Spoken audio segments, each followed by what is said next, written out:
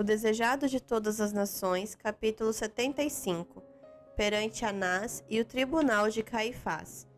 Este capítulo é baseado em Mateus, capítulo 26, dos versos 57 a 75, capítulo 27, verso 1, Marcos, capítulo 14, dos versos 53 a 72, 15, verso 1, Lucas, capítulo 22, dos versos 54 a 71, e João, capítulo 18, dos versos 13 a 27.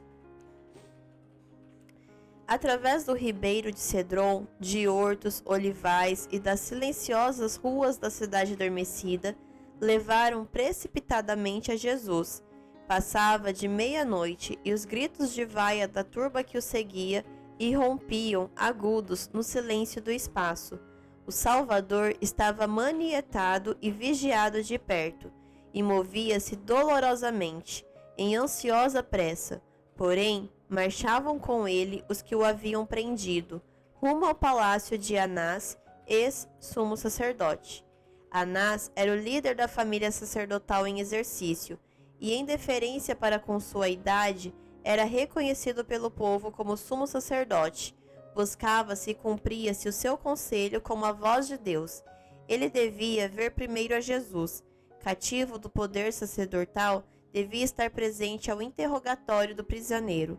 Por temor de que o menos experimentado Caifás deixasse de assegurar o objetivo por que trabalhavam, seu artifício, astúcia e sutileza deviam ser empregados nessa ocasião, pois a condenação de Cristo devia de qualquer maneira ser conseguida. Cristo devia ser julgado formalmente perante o Sinédrio, mas perante Anás foi submetido a um julgamento preliminar. Sob o governo romano, o Sinédrio não podia executar a sentença de morte. Só podia interrogar um prisioneiro e dar a sentença para ser ratificada pelas autoridades romanas. Era, portanto, preciso apresentar contra Cristo acusações que fossem consideradas criminosas pelos romanos. Também era preciso achar uma acusação que o condenasse aos olhos dos judeus. Não poucos entre os sacerdotes e príncipes ficaram convencidos pelos ensinos de Cristo. Unicamente o temor da excomunhão os impedira de confessá-lo. Os sacerdotes bem se lembravam da pergunta de Nicodemos: porventura condena nossa lei um homem sem primeiro o ouvir e ter conhecimento do que faz? João 7,51. Essa pergunta interrompera na ocasião o conselho e estorvava-lhes os planos. José de Arimateia e Nicodemos não foram então chamados. Mas havia outros que talvez ousassem falar em favor da justiça. O julgamento devia ser dirigido de maneira a unir contra Cristo os membros do Sinédrio. Duas acusações desejavam os sacerdotes manter. Se pudesse provar que Jesus era blasfemo, seria condenado pelos judeus. Se culpado de sedição, isso garantiria a condenação por parte dos romanos. A segunda acusação procurou Anás estabelecer em primeiro lugar. Interrogou a Cristo quanto a seus discípulos e suas doutrinas, esperando que o prisioneiro dissesse qualquer coisa que lhe fornecesse base para agir. Pensava tirar alguma declaração, provando que ele estava procurando fundar uma sociedade secreta, com o intuito de estabelecer um novo reino. Então os sacerdotes o poderiam entregar aos romanos, como perturbador da paz e cabeça de insurreição. Cristo lia claramente os desígnios do sacerdote, como se lesse no mais íntimo da alma do que o interrogava. Negou que houvesse entre ele e seus seguidores qualquer união secreta, ou que os reunisse em segredo e nas trevas para ocultar seus desígnios. Não tinha segredos quanto a seus intuitos ou doutrinas. Eu falei abertamente ao mundo, respondeu ele. Eu sempre ensinei na sinagoga e no templo, onde todos os judeus se ajuntam, e nada disse em oculto. João 18:20. O Salvador punha em contraste sua maneira de agir com os métodos de seus acusadores. Durante meses o perseguiram, procurando enlaçá-lo e levá-lo perante um tribunal secreto. onde poderiam obter por falso juramento o que era impossível conseguir por meios justos. Agora levavam a efeito seus desígnios: a prisão à meia-noite por meio de uma turba, as zombarias e maus tratos antes de ele ser condenado ou sequer acusado. Era a maneira de eles procederem, não a sua. O ato que praticavam era uma violação da lei. Suas próprias leis declaravam que um homem devia ser tratado como inocente até se provar culpado. Em face de seus próprios regulamentos, eram os sacerdotes condenados. Voltando-se para aquele que o interrogava, disse Jesus: Para que me perguntas a mim? Não haviam sacerdotes e príncipes enviado espias para lhe observar os movimentos e relatar cada palavra sua? Não estiveram estes presentes em todas as reuniões do povo, levando aos sacerdotes informações de tudo quanto fazia e dizia? Pergunta aos que ouviram o que é que lhe ensineis. Replicou Jesus: Eis que eles sabem o que eu lhes tenho dito. João 18, 21. Anás emudeceu diante da firmeza da resposta, temendo que Jesus fizesse alguma alusão a seu procedimento que ele preferia manter encoberto. Nada mais lhe disse nesse momento. Um de seus servidores, cheio de indignação ao ver Anás calar-se, bateu no rosto de Jesus, dizendo: Assim respondes ao sumo sacerdote? Cristo replicou calmamente: Se falei mal, dá testemunho do mal, e se bem, por que me feres? João 18, versos 22 e 23. Não proferiu ardentes palavras de represália. Sua calma resposta proveio de um coração imaculado, paciente e brando, que não se irritava. Cristo sofria vivamente sob maus tratos e insultos, nas mãos dos seres que criara, e pelos quais estava fazendo imenso sacrifício. Recebeu toda a espécie de opróbrios e sofreu proporcionalmente à perfeição de sua santidade e ao seu ódio pelo pecado. Seu julgamento por homens que agiam como demônios era-lhe um sacrifício sem fim. Achar-se rodeado de criaturas humanas sob o domínio de Satanás era-lhe revoltante, e sabia que, num momento, por uma irradiação súbita de seu divino poder, poderia reduzir a pó seus cruéis atormentadores. Isso tornava a provação mais dura de sofrer. Os judeus aguardavam um Messias que se revelasse com demonstrações exteriores. Esperavam que ele, por um raio de avassaladora vontade, mudasse a corrente dos pensamentos dos homens, forçando-os a reconhecer-lhe a supremacia. Assim acreditavam devia ele firmar a própria exaltação e satisfazer suas ambiciosas esperanças. Assim, quando Cristo era tratado com desprezo, sobrevinha-lhe forte tentação de manifestar seu caráter divino. Por uma palavra, um olhar, poderia compelir os perseguidores a confessar que era Senhor sobre reis e príncipes, sacerdotes e templo, mas cumpria-lhe a difícil tarefa de ater-se à posição que escolhera como sendo um com a humanidade. Os anjos do céu testemunhavam todo o movimento contra seu amado comandante. Ansiavam por libertar Cristo. Sob a direção divina, os anjos são todo-poderosos. Uma ocasião, em obediência à ordem de Cristo, mataram numa noite 185.000 homens do exército assírio. Quão facilmente poderiam os anjos que contemplavam a vergonhosa cena do julgamento de Cristo haver demonstrado sua indignação consumindo os adversários de Deus? Mas não eram mandados a fazer isso. Aquele que poderia haver condenado seus inimigos à morte, sofreu-lhes a crueldade. O amor para com o Pai, seu compromisso, assumido desde a fundação do mundo, de tomar sobre si o pecado, levaram-no a suportar sem um queixume o rude tratamento daqueles que viera salvar. Era parte de sua missão sofrer em sua humanidade todos os motejos e abusos que sobre ele fossem acumulados. A única esperança do homem residia nessa submissão de Cristo a tudo quanto pudesse sofrer das mãos e do coração humano. Nada dissera Cristo que pudesse dar ganho de causa a seus acusadores. Todavia, ligaram-no para significar que estava condenado. Cumpria, no entanto, haver uma simulação de justiça. Era necessário que houvesse a forma de um julgamento legal. As autoridades estavam decididas a apressar. Sabiam a consideração em que Jesus era tido pelo povo e temiam que, fosse a prisão divulgada, talvez tentassem o libertamento. E ainda, se o julgamento e a execução não fossem efetuados imediatamente, haveria uma semana de adiamento em virtude da celebração da Páscoa. Isso poderia frustrar-lhe os planos. Para assegurar a condenação de Jesus, muito dependiam do clamor da turba, composta em grande parte da escória de Jerusalém. Houvesse uma semana de delonga e enfraqueceria a agitação, sendo possível surgir uma reação. A melhor parte do povo seria levantada a favor de Cristo.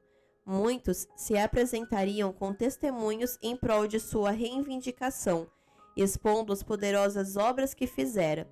Isso incitaria a indignação popular contra o Sinédrio. Seus processos seriam condenados e Jesus posto em liberdade para receber novas homenagens das multidões. Os sacerdotes e príncipes resolveram, pois, que, antes de seus desígnios serem conhecidos, Jesus fosse entregue nas mãos dos romanos. Antes de tudo, porém, era preciso encontrar uma acusação. Até então, nada haviam conseguido. Anás ordenou que Jesus fosse conduzido a Caifás. Este pertencia aos saduceus, alguns dos quais eram agora os mais furiosos inimigos de Jesus. Ele próprio, conquanto lhe faltasse a força de caráter, era positivamente tão severo, sem coração e inescrupuloso como Anás. Não haveria meios que não empregasse para destruir a Jesus. Era então de manhã bem cedo ainda, muito escuro, à luz de tochas e lanternas, o armado bando, com o prisioneiro, pôs-se a caminho para o palácio do sumo sacerdote. Ali, enquanto se reuniam os membros do Sinédrio, Anás e Caifás tornaram a interrogar Jesus, mas sem êxito. Quando o conselho se ajuntara no tribunal, Caifás tomou seu lugar como presidente. De ambos os lados se achavam os juízes e os que eram especialmente interessados no julgamento. Os soldados romanos estavam postados na plataforma abaixo do trono. Aos pés do mesmo achava-se Jesus. Sobre ele se fixavam os olhares de toda a multidão. Intensa era a agitação. Ele só dentre a multidão estava calmo e sereno. A própria atmosfera que o rodeava parecia impregnada de santa influência. Caifás considerava Jesus como rival. A ansiedade do povo por ouvir o Salvador e sua aparente prontidão para lhe aceitar os ensinos suscitaram os terríveis ciúmes do sumo sacerdote. Contemplando agora, porém, o prisioneiro, ele foi tomado de admiração pela nobreza e dignidade de seu porte. Sobreveio-lhe a convicção de que esse homem tinha parentesco divino. Logo a seguir, baniu desdenhosamente essa ideia. Sua voz se fez ouvir imediatamente em tons zombeteiros e altivos, exigindo que Jesus operasse diante deles um de seus poderosos milagres. Mas suas palavras caíram aos ouvidos do Salvador como se as não tivera escutado. O povo comparava a conduta desperta e maligna de Anás e Caifás com a serena, majestosa atitude de Jesus. No próprio espírito daquela endurecida multidão surgiu a pergunta: terá esse homem de aspecto divino que ser condenado como criminoso? Percebendo a influência que se estava exercendo, Caifás apressou o julgamento. Os inimigos de Jesus achavam-se em grande perplexidade. Estavam resolvidos a firmar sua condenação, mas como consegui-lo não sabiam. Os membros do conselho estavam divididos entre fariseus e saduceus. Renhida animosidade e contenda reinava entre eles. Não ousavam abordar certos pontos disputados por temor de briga. Com poucas palavras poderia Cristo haver despertado os preconceitos de uns contra os outros, e teria assim desviado de si a ira deles. Bem o sabia Caifás, e desejava evitar uma contenda. Havia numerosas testemunhas para provar que Cristo acusara os sacerdotes e escribas, que lhes chamara hipócritas e homicidas, mas esse testemunho não era conveniente apresentar. Em suas cortantes disputas contra os fariseus, haviam-se os saduceus servido de idêntica linguagem, e tal testemunho não teria nenhuma força diante dos romanos, que estavam eles mesmos desgostosos com as pretensões dos fariseus. Havia abundantes provas de que Jesus desprezara a tradição dos judeus e falara irreverentemente de muitas de suas ordenanças. Mas quanto às tradições, fariseus e saduceus estavam de arma em rixa entre si, e também essa prova nenhum peso teria quanto aos romanos. Os inimigos de Cristo não ousavam acusá-lo de transgressor do sábado, para que um exame não revelasse o caráter de sua obra. Fossem seus milagres de cura trazidos à luz e estaria derrotado o objetivo dos sacerdotes. Subornaram-se falsas testemunhas para acusarem a Jesus de incitar rebelião e buscar estabelecer um governo separado, mas seus testemunhos se demonstraram vagos e contraditórios. Ao serem interrogados, falsearam suas próprias declarações. No princípio de seu ministério, dissera a Cristo: derribai este templo e em 3 dias o levantarei.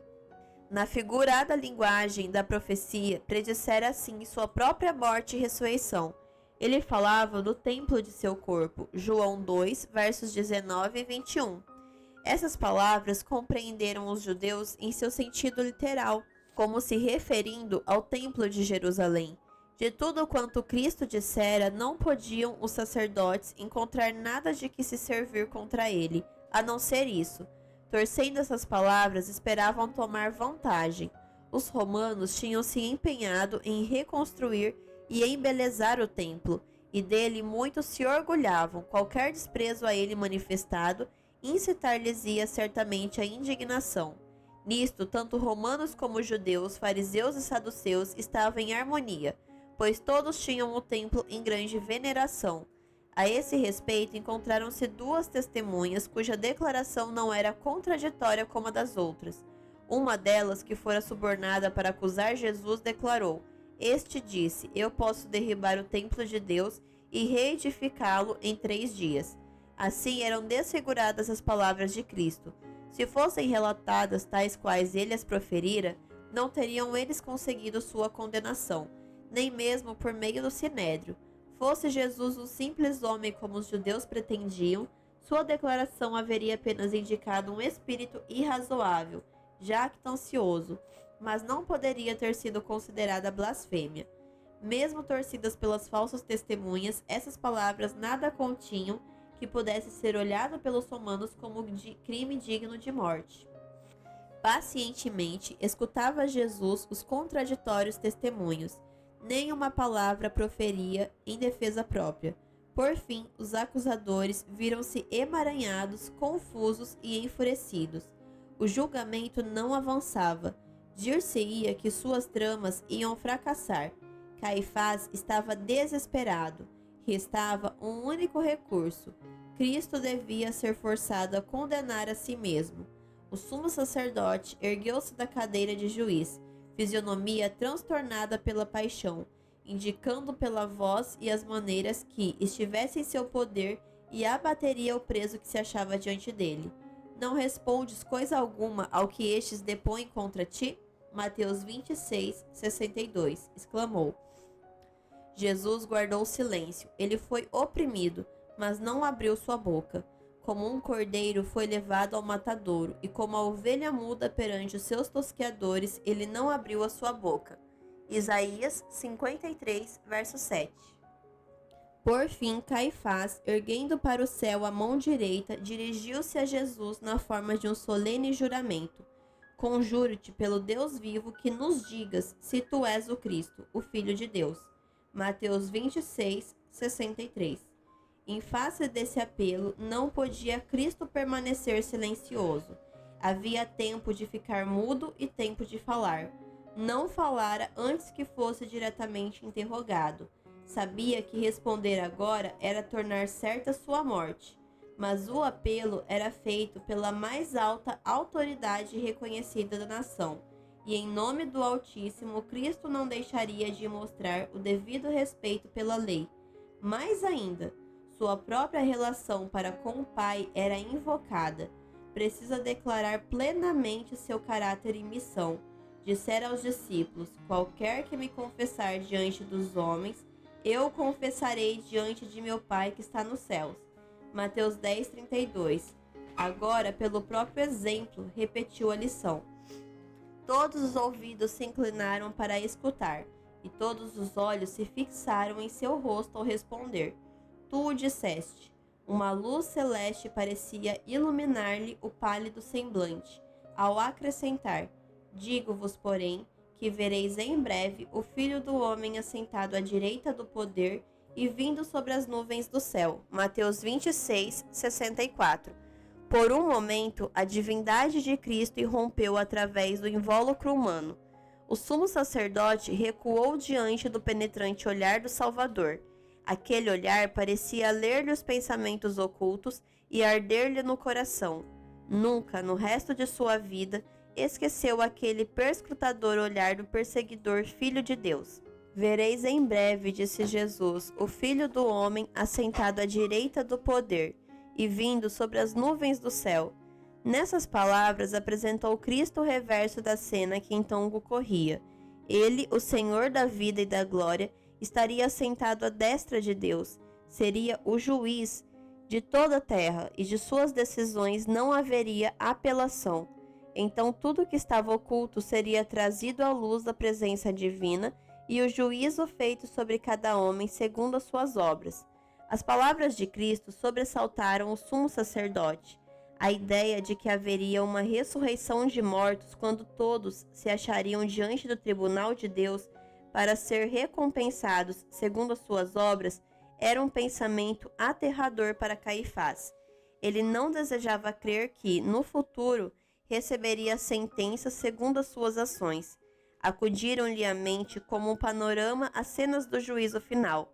Por um momento viu o terrível espetáculo das sepulturas dando seus mortos, com os segredos que eles esperavam estarem para sempre ocultos. Sentiu-se por um momento como a presença do eterno juiz, cujo olhar que vê todas as coisas estava a ler-lhe a alma, trazendo à luz mistérios que supunham ocultos com os mortos. A cena desapareceu da visão do sacerdote. As palavras de Cristo o espicaçavam vivamente a ele, o saduceu. Caifás negara a doutrina da ressurreição, do juízo e da vida futura. Ficou então enlouquecido por uma fúria satânica.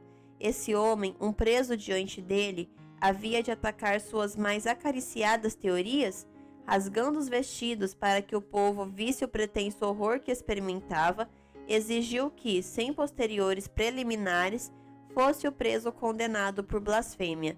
Para que precisamos ainda de testemunhas? Disse ele.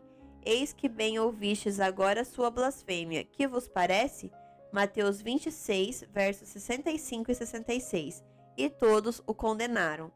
A convicção, de mistura com a paixão, levou Caifás a agir como fez.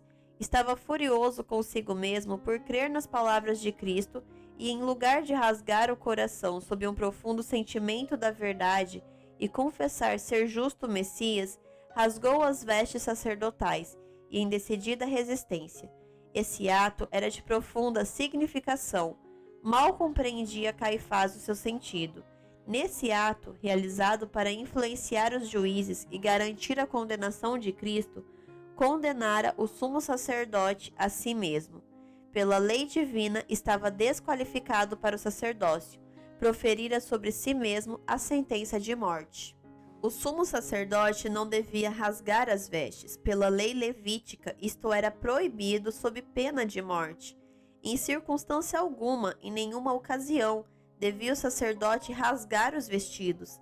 Era costume entre os judeus rasgar as vestes por morte de amigos, mas esse costume não deviam os sacerdotes observar.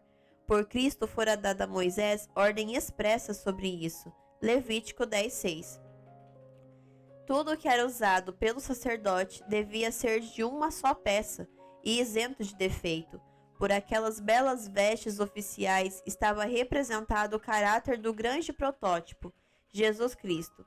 Nada senão a perfeição no vestuário e na atitude, na palavra e no espírito podia ser aceitável a Deus.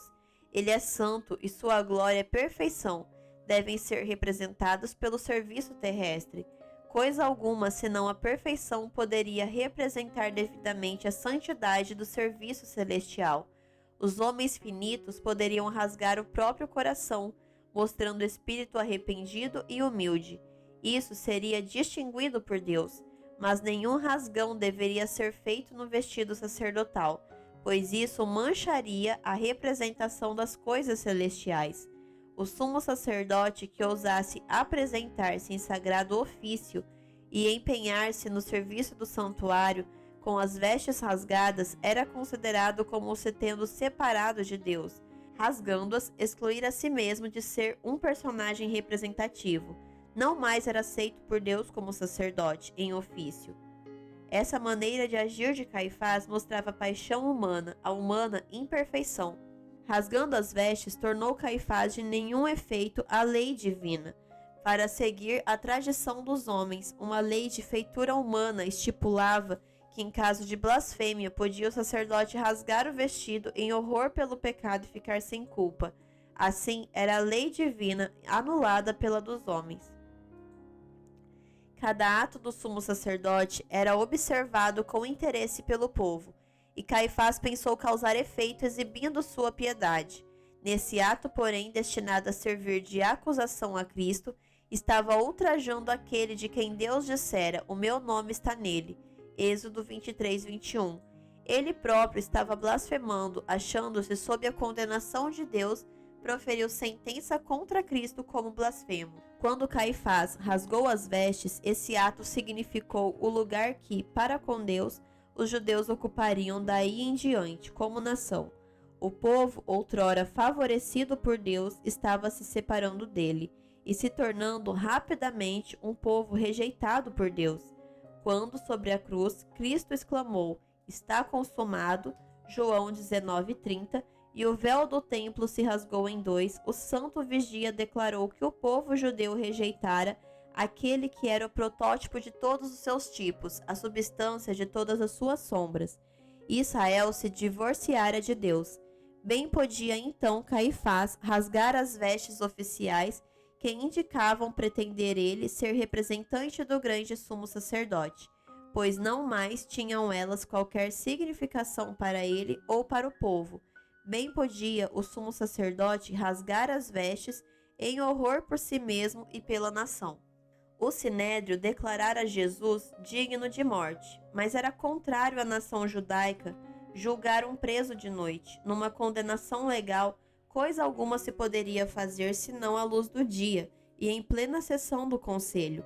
Não obstante, o Salvador foi tratado então como criminoso condenado e entregue para ser maltratado pelos mais baixos e vis da espécie humana. O palácio do sumo sacerdote circundava um pátio aberto, onde se haviam reunido soldados e a multidão. Através desse pátio foi Jesus levado para a sala da guarda, encontrando de todo lado zombarias por sua declaração de ser o Filho de Deus. Suas próprias palavras, assentado à direita do poder, vindo sobre as nuvens do céu. Mateus 26:64, eram escarnecedoramente repetidas. Enquanto se achava na sala da guarda, esperando seu julgamento legal, não foi protegido. A plebe ignorante vira a crueldade com que ele fora tratado perante o concílio, aproveitando-se assim para manifestar todos os satânicos elementos de sua natureza. A própria nobreza e divindade de Cristo os provocara fúria. Sua mansidão, inocência e paciência majestosas enchiam-nos de um ódio de satânica origem. A misericórdia e a justiça foram calcadas a pés. Nunca foi um criminoso tratado tão desumanamente como foi o Filho de Deus. Mais viva angústia, no entanto, dilacerou o coração de Jesus. O golpe que mais profunda dor lhe infligiu não poderia vibrar mão alguma inimiga.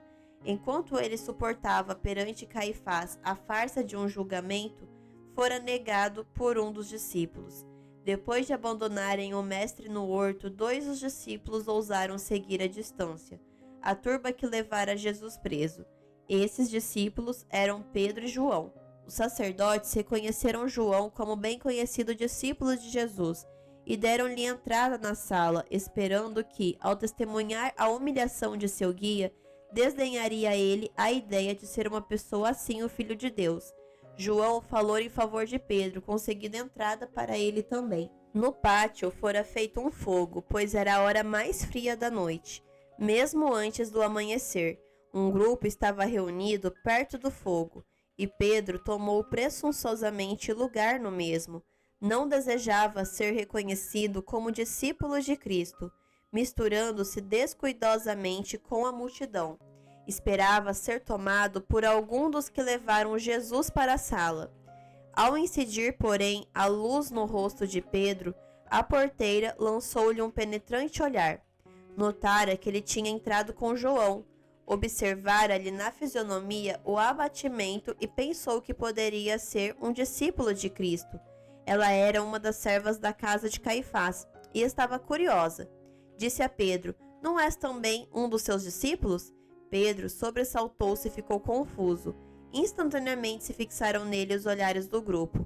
Fingiu não a compreender, mas ela insistiu e disse aos que a rodeavam que esse homem estava com Jesus. Pedro sentiu-se forçado a replicar e disse zangado: "Mulher, não o conheço." Lucas 22:57. Foi a primeira negação e imediatamente o galo cantou. Ó Pedro, tão depressa envergonhado de teu mestre, tão pronto a negar a teu Senhor. O discípulo João, entrando na sala do julgamento, não buscou ocultar ser seguidor de Jesus. Não se misturou com o rude grupo que estava injuriando o mestre. Não foi interrogado, pois não assumiu um falso caráter, tornando-se assim objeto de suspeita.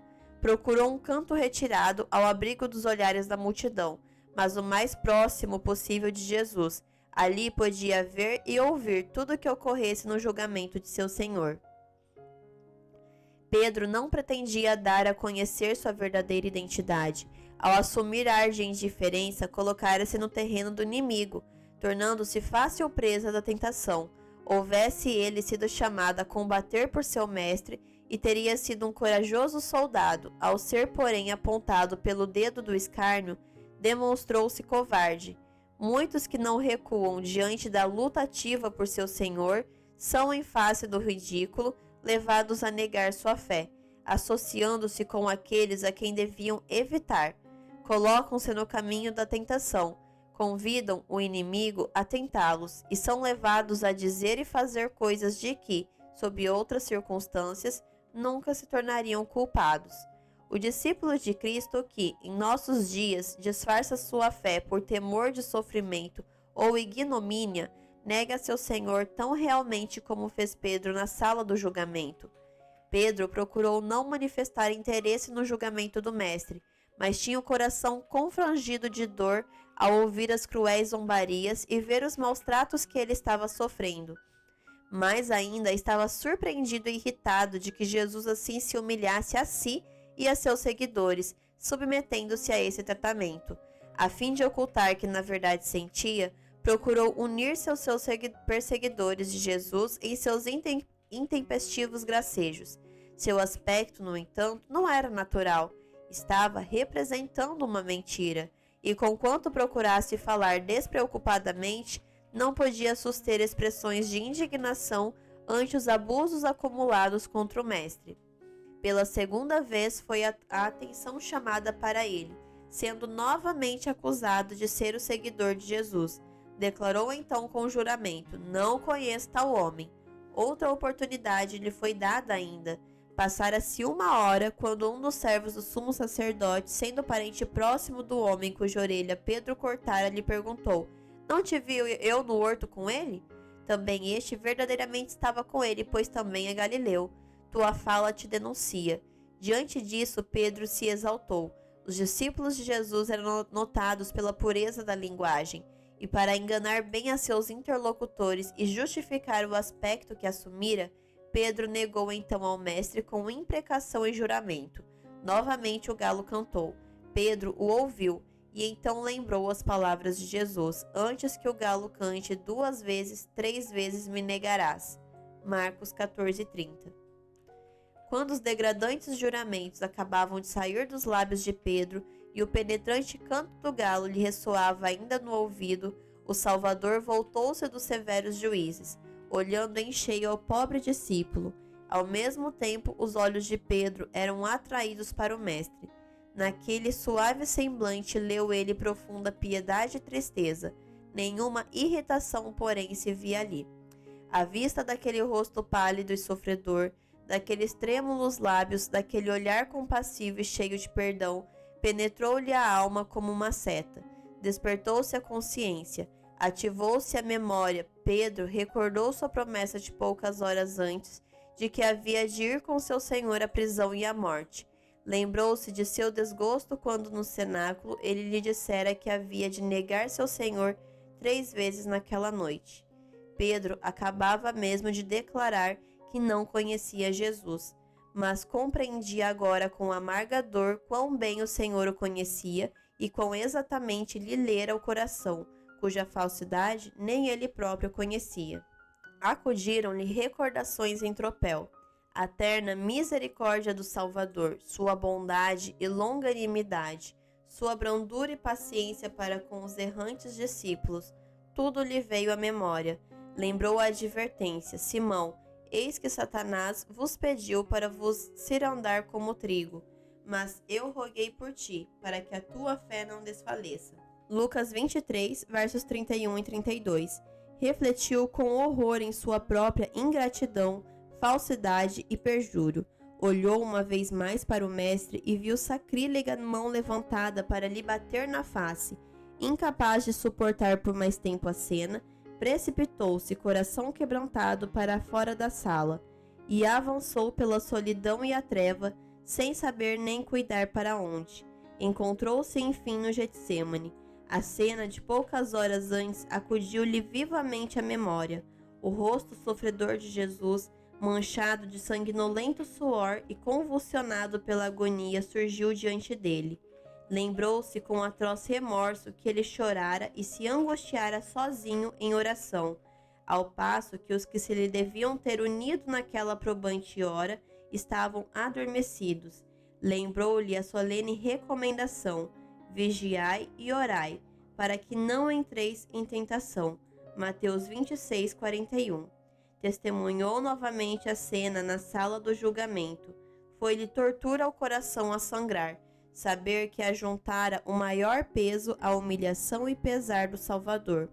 No próprio lugar em que Jesus derramara a alma em agonia perante o Pai, Pedro caiu sobre o rosto e desejou morrer. Fora por dormir quando Jesus lhe recomendara vigiar e orar, que Pedro preparara o caminho para seu grande pecado. Todos os discípulos, dormindo na hora crítica, sofreram grande dano. Cristo sabia a cruel prova que eles haviam de passar. Sabia como Satanás havia de agir para lhes paralisar os sentidos, a fim de se acharem desapercebidos para a prova. Fora por isso que lhes dera aviso. Houvessem aquelas horas no horto sido passadas em vigília e oração, e Pedro não teria ficado dependente de suas débeis forças. Não teria negado a seu Senhor. Houvessem os discípulos velado com Cristo em sua agonia e estariam preparados para lhe contemplar os sofrimentos na cruz. Teriam compreendido até certo ponto a natureza de sua avassaladora angústia. Teriam podido recordar-lhe as palavras predizendo os sofrimentos, a morte e a ressurreição. Entre as sombras da mais probante hora, alguns raios de esperança teriam aclarado as trevas e lhe sustido a fé. Assim que se fez dia, o sinédrio tornou a reunir-se, e outra vez foi Jesus levado à sala do conselho. Declarara-se filho de Deus, e tinham feito suas palavras uma acusação contra ele. Mas não podiam condenar por isso, pois muitos deles não se achavam presentes à sessão da noite, e não lhe tinham ouvido as palavras, e sabiam que o tribunal romano não veria nelas coisa alguma digna de morte. Mas se eles todos lhe pudessem ouvir dos próprios lábios repetidas aquelas palavras, talvez conseguissem seu objetivo, sua reivindicação ao Messiado, poderiam interpretar como pretensão política sediciosa. És tu o Cristo? Perguntaram, dize-no-lo. Mas Cristo permaneceu silencioso. Continuaram a importuná-lo com perguntas, por fim, com doloroso comovedor acento respondeu: se vô-lo disser, não o crereis. E também, se vos perguntar, não me respondereis, nem me soltareis. Mas para que ficassem sem desculpa, ajuntou a solene advertência: desde agora o Filho do Homem se assentará à direita do poder de Deus. Logo, és tu filho de Deus? Perguntaram todos a uma voz. Disse-lhes ele: vós dizeis que eu sou. Exclamaram: de que mais testemunho necessitamos? Pois nós mesmos o ouvimos de sua boca. Lucas 22, versos 67 e 71. E assim, pela terceira condenação das autoridades judaicas, Jesus devia morrer. Tudo quanto se fazia então necessário, pensavam, era que os romanos ratificassem a condenação e lhe entregassem nas mãos. Ocorreu então a terceira cena de maus-tratos e zombaria, pior ainda do que a que fora recebida da plebe ignorante. Fez-se isso na própria presença dos sacerdotes e principais. E com a sanção deles, todo sentimento de simpatia humana lhes desaparecera do coração. Se eram francos os seus argumentos e não lhe conseguiam abafar a voz, tinham outras armas, as mesmas usadas em todos os séculos para fazer calar os hereges: sofrimentos, violência e morte. Ao ser proferida pelos juízes a condenação de Jesus, uma fúria satânica apoderou-se do povo. Os gritos assemelhavam-se ao rugido de feras. A multidão precipitou-se para Jesus, bradando: é culpado, seja morto. Não fossem os soldados romanos, e Jesus não teria vivido para ser pregado na cruz do Calvário. Teria sido despedaçado perante os juízes. Não houvesse a autoridade romana interferido, restringido pela força das armas a violência da turba. Pagãos indignaram-se ante o brutal tratamento infligido a uma pessoa contra quem coisa alguma fora provada. Os oficiais romanos declararam que os judeus, sentenciando a Jesus, estavam infringindo o poder romano, e que era mesmo contra a lei judaica condenar um homem sobre seu próprio testemunho. Essa intervenção produziu momentâneo amainar nos acontecimentos, mas os guias judeus estavam mortos tanto para a piedade como para a vergonha. Os sacerdotes e os principais esqueceram a dignidade de seu cargo e maltrataram o Filho de Deus com vis epítetos. Escarneceram dele por causa de sua filiação. Declararam que sua presunção em se proclamar o Messias tornava-o merecedor da mais ignominiosa morte. Os mais dissolutos homens empenharam-se em infames maus-tratos contra o Salvador. Foi-lhe jogado à cabeça um pano velho, e seus perseguidores batiam-lhe no rosto, dizendo: profetiza-nos, Cristo, quem é que te bateu? Lucas 22, 64. Ao ser tirado o pano, um pobre infeliz cuspiu-lhe no rosto. Os anjos de Deus registraram fielmente todo o insultuoso olhar, palavra e ato contra seu bem-amado comandante. Um dia, os homens vis que zombaram de Cristo e lhe cuspiram no pálido e sereno rosto, onde vê-lo em sua glória resplandecendo mais brilhante que o sol.